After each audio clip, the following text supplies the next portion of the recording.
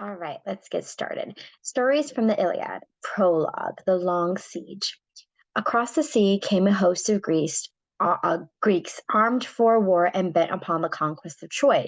They came because one of the princes of Troy, Paris, had done a great wrong to Greece when he had carried away the beautiful Helen, wife of Menelaus of Sparta. Crying out for vengeance, they came in 1,000 ships with sails and oars and landed on the beach at the foot of the plain. They challenged the warriors of Troy to come out on the plain and meet them in battle. Thus the siege was begun. For more than 9 years, the city of Troy was surrounded by determined foes. But the walls were strong, and the men who defended them were brave. Many fierce battles were fought outside the gates. Sometimes the victory seemed to be with the Greeks, sometimes with the Trojans, but neither could gain any great advantage over the other.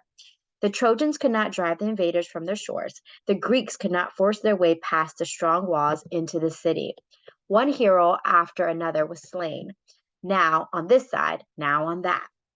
Many were the losses on both sides, and great the suffering and grief, but still the struggle went on.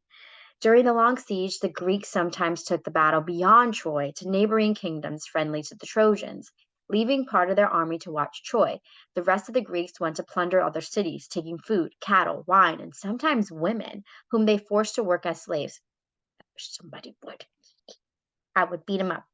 All of these spoils were divided among the Greek chieftains, with first choice going to the leader of all Greek army. His name is pronounced Agamemnon. Agamemnon. Agamemnon. It's never going to settle with me. The brother of Menelaus. After one of these raids, Agamemnon Agamemnon took for himself a prize of war, a girl named Chrysis. What a name. She was the daughter of Chrysis, a priest of oh wait, her name is Chryseis, and then her mom's name is Chrysis, a priest of Apollo, the god who was worshipped in the plundered city. It is at this point in the course of events of the Trojan War that Homer begins the Iliad. So here we go, the choral. This is the story of the anger of Achilles that brought countless ills upon the Achaeans, from the day of which King Agamemnon, I can't with the name, and great Achilles first fell out with one another. So that means they argued. It happened that Chryses, priest of Apollo, came to Agamemnon and other Greek chiefs. He had come to offer much gold to ransom his daughter, Chryseis. On his knees, he begged them to take the gold and give him back the girl. If you would do this, he said, may the gods help you to take the city of Troy and bring you back safe to your homes. All the other chiefs were willing. But Agamemnon cried, away with you, old man. Do not linger here now, and do not come again, or we'll go hard on you, though you are a priest. As for your daughter, I will carry her back with me when I have taken Troy. What a jerk. The old man left in great fear and sadness. He prayed to Apollo, and Apollo was angry that his priest should suffer such treatment. He came down from his palace atop Mount Olympus, shooting arrows among the Greeks, and each arrow carried deadly plague. For 9 days, the people died, and on the 10th day, Achilles, the most valiant of the Greeks, called an assembly. Let us ask the soothsayer why Apollo is angry with us, said Achilles. Then Calchas, the soothsayer, stood up.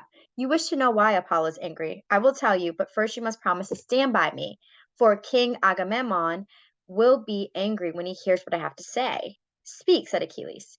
No man shall harm you while I live, nay, not Agamemnon himself. Then Calchas said, Apollo is angry because, when his priest came for ransom for his daughter, Agamemnon refused him. Now you must send back the girl and take no money for her. Then Agamemnon stood up and cried, you're always the bearer of evil tidings. But so be it. I will give her up if I must, for I will not have the people die, but I will have some other share of spoils. You must find me another prize instead, for I shall not be without one. And Achilles answered, shall we find you another prize? Those we took from the cities have been awarded. We cannot take back prizes that have already been given. Therefore, give back this girl, and if ever Zeus grants us to sack the city of Troy, we will make it up to you 3 and 4 times over. Then Agamemnon said, Achilles, valiant though you be, you shall not thus outwit me. Are you to keep your own prize while I sit tamely under my loss and give up the girl at your bidding? No, Achilles. I will come to your tent and take your own prize, the maidens, Theseus. So he's like, I'm going to come to your tent and take your girl. Those are fighting words in any culture, at any time, period.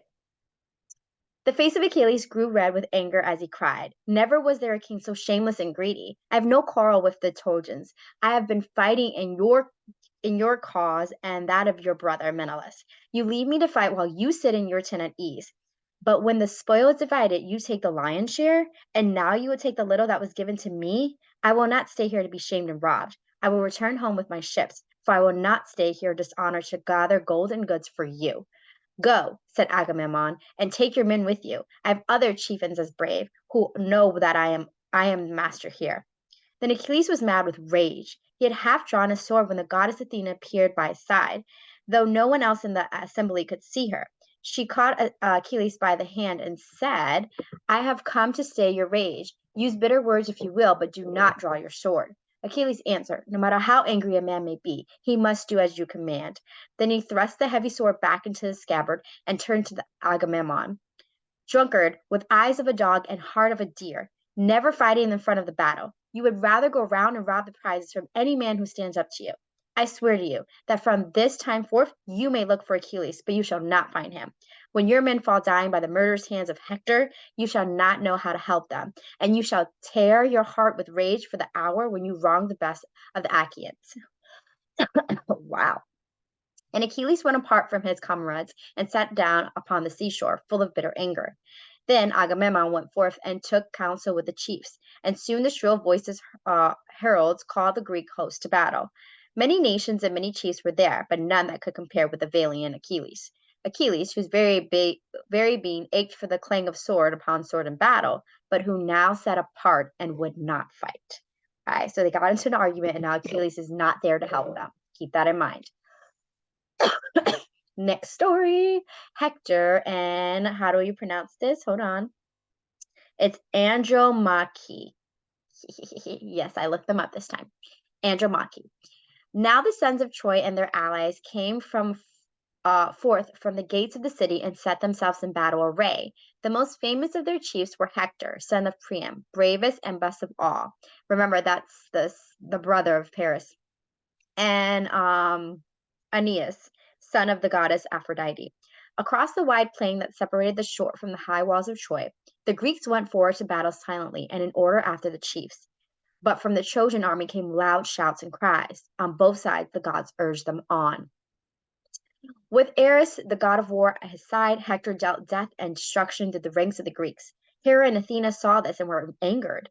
They passed down to earth and urged on the Greeks. With renewed strength, the Greeks fought so fiercely that, even with Achilles, they forced the Trojans to flee behind the walls of the city for safety, even without him. When Hector passed through the gates into the city, he bid the mothers of Troy assemble in the temple of Athena to see if their prayers might calm the anger of the goddesses. Andromache, the wife of Hector, saw him and hastened to meet him. Excuse me. With her was a nurse bearing Hector's only child, with a head like a star, so bright was his golden hair. Hector smiled when he saw the child, but Andromache, is it Mache? Yeah, Mache, and clasped Hector's hand and wept, saying, "O Hector, your courage will be your death. Some day all the Greeks will join together and rush upon you and slay you. It were better for me to die than to lose you, for I have no comfort but you. My father's dead, for the great Achilles killed him when he took our city. He killed him, but he did him a great honor, for he would not take his arm for spoil, but burned them with him on the funeral pyre. And my 7 brothers, they too are dead, for the great Achilles killed them all in one day. He was just out here slaying. My dear mother too is dead. That's terrible. You are fathers to me, a mother and brother and husband also. Have pity then, and stay there upon the city wall, lest you leave me a widow and your child an orphan." So she's like, please don't go to war. Like, don't go to the front of the line because you're all I have left. Hector answered her, "Dear wife, leave these things to me. I am not willing that any son or daughter of Troy should see me keeping away from battle." So he's like, no, I'm going to battle. Similar to Julius Caesar. I hate the very thought of it. I must always be in the front. Then Hector stretched out his arms to take the child, but the child drew back in the arms of his nurse with a loud cry, for he was frightened by his father's bronze helmet, which shone so brightly, and by the horsehair plume, which nodded so awfully. Then father and mother laughed aloud, and Hector took the helmet from his head and laid it on the ground, and caught the child in his hands and kissed him, praying aloud, "Grant, Father Zeus, and all ye gods, that this child may be great among the sons of Troy, and may they say some day, when they see him carrying home the bloody spoils of war, he's an even greater man than his father, and his mother shall be glad." Then he gave the child to its mother. She clasped him to her, and smiled a tearful smile. Her husband had pity on her and stroked her with his hand and said, "Do not let these things trouble you. No man will kill me unless fate orders it, but no man may escape fate, be he cowardly or brave. Go, carry on your task at the shuttle and the loom, and give your maids their task. Let me take the thought for the battle."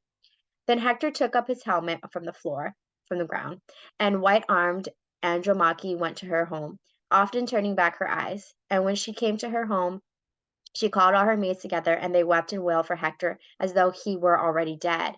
And indeed she thought in her heart that she should never see him coming home again safe from the battle. But Hector went into the battle with renewed fury, and everywhere the Greeks gave way before him. And that's that, guys.